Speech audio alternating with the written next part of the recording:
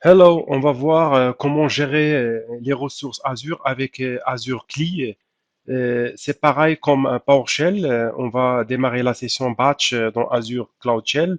On va créer un groupe de ressources et un disque géré en Azure CLI. Et on va configurer ce disque géré en utilisant toujours Azure CLI. On va voir bien sûr le lab. Le lab, bien sûr, on va commencer par le lancement du batch, la session batch, puis on va suivre la création de ressources groupes, disque manager, et on va mettre à jour ce disque manager par des commandes CLI. Donc, on clique toujours sur ce bouton. Par défaut, il y a l'utilisation d'un storage account pour la commande shell ou le PowerShell. Vous avez ici PowerShell et vous avez Batch. On clique sur Batch, on confirme, il va changer. La fenêtre va être changée en Azure CLI. Donc voici donc Azure CLI a été chargé.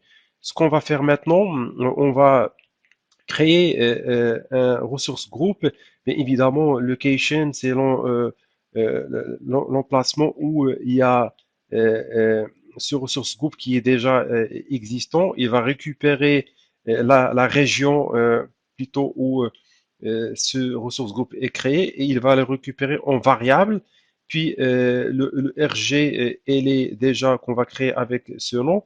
Et la commande qui crée le ressource groupe, c'est az group create name, la variable plutôt du nom de ressource groupe et la location. Donc, on va faire une copie de cette commande, on va coller ça et on va exécuter la commande. Voici donc le ressource groupe a été créé en quelques clics. Ce qu'on va faire ici, on va récupérer les informations. C'est comme Azure Get, la commande. Vous avez ici Show qui permet de visualiser le résultat d'une commande.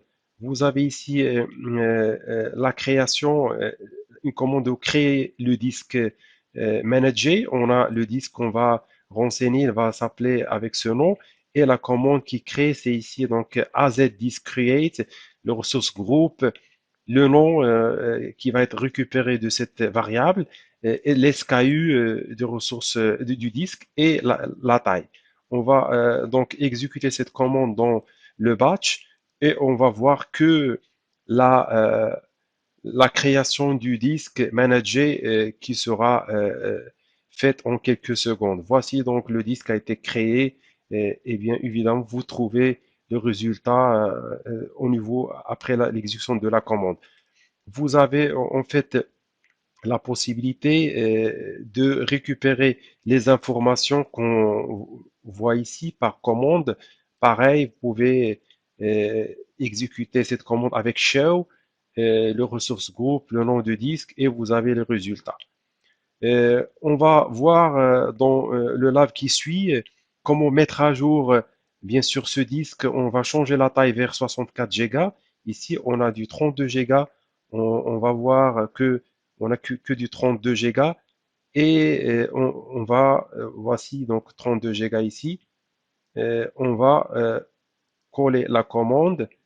Vous allez voir que le disque va être changé en 64 Go. Voici donc 64 Go a été changé en quelques clics. Ce qu'on va faire maintenant, on va afficher la même commande qui va afficher le résultat. C'est pareil, donc 64 Go qu'on voit bien évidemment ici. Et ce qu'on va faire maintenant, on va changer l'SKU en premium, vu qu'il est en standard. On voit bien ici, c'est du standard LRS, et la commande va changer ça. Donc, coller, on va exécuter, et vous allez voir que le disque a été changé en premium.